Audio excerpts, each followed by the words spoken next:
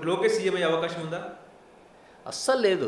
చంద్రబాబు నాయుడు గారు బ్రతికుండగా ఆయనే ముఖ్యమంత్రిగా ఉండటం అనేది, పార్టీని గెలిపించుకున్నది ఆయన, పార్టీకి మెజారిటీ ఉంది, ఎందుకు చేస్తాడు? అసలు ఈ ఆలోచనలు ఎందుకు వస్తున్నాయి? అసలు పవన్ కళ్యాణ్ గారికి ఉన్నది 22 సీట్లు. 22 సీట్లతో ముఖ్యమంత్రి ఎట్లయితారు? డిప్యూటీ ముఖ్యమంత్రి అయిందే చాలా గొప్ప విషయం. పవన్ సీఎం అయ్యే అవకాశం ఉందా మరి? అసాధ్యం. 22 సీట్లతో ఎట్లవుతారండి? ఎట్లవుతారంటే ఇప్పుడు కొంచెం మొన్న కర్ణాటకలో గత ఎన్నికల్లో బీజేపీకి 90 సీట్లు వచ్చినాయి, కాంగ్రెస్కి 95 వచ్చినాయి. మరి వీళ్ళిద్దరు గెలవరుగా. గతి లేక 25 సీట్లు వచ్చిన కుమారస్వామిని ముఖ్యమంత్రి చేశారు. మీరు చెప్పండి, ఇప్పుడు కర్ణాటక ప్రజల అభిష్టం ఇదేనా? ఏది కుమారస్వామి పరిపాలించాలనే? కాదు. అంటే ప్రజాభిప్రాయం ఏ విధంగా హైజాక్ అయింది మెజారిటీ అన్న ఈ కోయలిషన్స్ అన్న పేరుతోటి, అది మీరు గమనించాలి. ఓకే, ఇప్పుడు జగన్ పరిస్థితి ఏంటంటే, జగన్ ఇదంతా చూస్తున్నప్పుడు జగన్కి ఏమనిపిస్తుంది? రాజకీయ పార్టీ అన్న తర్వాత కొన్నిసార్లు ఓడిపోవటం, కొన్నిసార్లు గెలవటం సర్వసహజం. అందువల్ల అతనికి కూడా ప్రజాభిమానం లేదా అంటేనేమో వైఎస్ రాజశేఖర రెడ్డి గారి ద్వారా వచ్చిన పేరు కొంత అయితే, ఈయన కూడా ఏంటంటే ఈ సంక్షేమ పథకాలను ఎత్తుగా పెట్టాడు. అదేలేండి. అందువల్ల మొన్న 40% ఓట్లు వచ్చినాయి. 40% అంటే హయ్యెస్ట్. ఇప్పుడు తెలంగాణలో 39% తోటే కదా రేవంత్ రెడ్డి గారు ముఖ్యమంత్రి అయింది. 39, కానీ 40 ఉన్నాయి అక్కడ. అందువల్ల అప్పుడే తీసేయడానికి వీల్లేదు. ఎన్నికల్లో అనేక సంఘటనలు జరుగుతూ ఉంటాయి. ఎప్పుడు మెజారిటీ ఎట్లా మారుతుంది అనేది చెప్పలేము. ఆయన కూడా ఒక సబ్స్టాన్షియల్ క్యాండిడేటే, ఒక పట్టుదల ఉంది, పోరాడి సాధించుకున్నాడు, డబ్బు ఉంది, కులం ఉంది, ఓటు బ్యాంక్ ఉంది. అందువల్ల ఏంటంటే ఇంతటితో అయిపోయినట్టు రైట్ ఆఫ్ షీట్ ఆయనకి లేదు. Anything is possible in politics.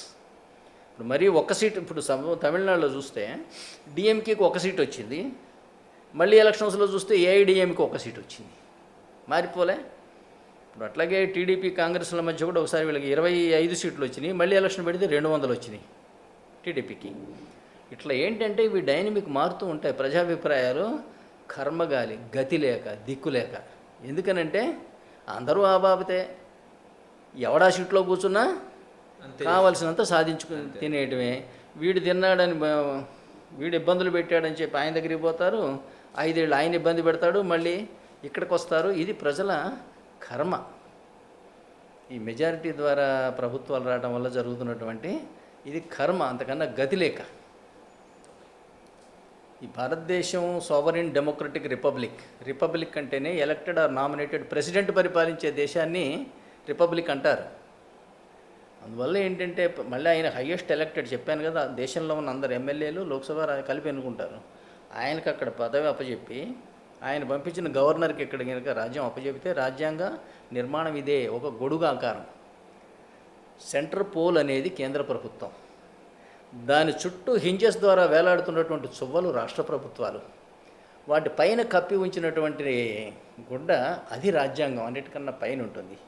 ఈ సెంట్రల్ పోల్ని పట్టుకొని నిలబడేవాడు రాష్ట్రపతి. అతని కింద క్షేమంగా గొడుగు కింద నిలబడవలసిన వాళ్ళు ప్రజలు, ఎందుకంటే ప్రజలు ఆయన ఎన్నుకున్నారు. ఇది భారత రాజ్యాంగ మౌలిక స్వరూపం. ఇది మరి ప్రజల అదృష్టం ఎంత ఉందో నాకు తెలియదు. నేనైతే దీన్ని రీసెర్చ్ చేసి ఇంత స్పష్టమైన భాషలో చెప్తున్నా, కాకపోతే తెలుగులో చెప్తున్నా. ఇక్కడ కొంతమంది చూస్తారు, కొంతమంది చూడరు. చూసిన వాళ్ళు అయినా ఏం చేస్తారు? సామాన్య ప్రజలు చూస్తే ఇది ఏం చేయాలో నాకే అర్థం కావట్లేదు.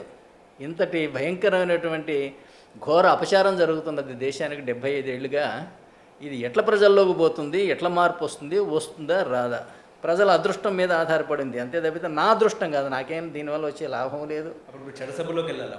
అలాంటప్పుడు మీరు చట్టసభలోకి వెళ్ళాలి. చట్టసభల్లో పోతే లాభం లేదు. నేను మళ్ళీ ఓటుకున్న ఓటు ఏంది, నాకు ఓటేస్తారా? మహాత్మా గాంధీకి కూడా వేయరు, నేను చెబుతున్నా.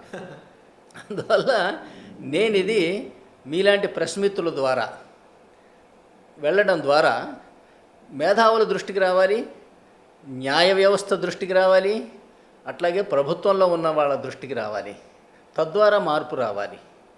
ఇప్పుడు ఇది తీసుకెళ్ళి నేను నరేంద్ర మోడీ గారికి చెప్తే అది ఆయన చేయగలుగుతాడు అనుకున్నారా? ఏమీ చేయలేడు. ఇది కనుక మొదలు పెడితే ఏమంటారు? నువ్వు రాజ్యాంగాన్ని కాలు రాస్తున్నావు, నువ్వు అంబేద్కర్ని అవమానిస్తూ ఉన్నావు, నువ్వు ప్రతిపక్షాలను నిర్మూలించాలని ప్రయత్నిస్తున్నావు, నియంత కావాలనుకుంటున్నావు అని ఆయనకున్న పదవి కూడా పోతుంది. అందువల్ల ఏంటంటే ముందు ఈ సబ్జెక్ట్లో ఉన్నటువంటి నిజం ఏమిటి అనేది మేధావి వర్గంలోకి, పత్రికా రంగంలోకి, ప్రభుత్వాల్లోకి, ప్రతిపక్షాల్లోకి, న్యాయ వ్యవస్థలోకి వెళ్ళవలసిన అవసరం ఉంది.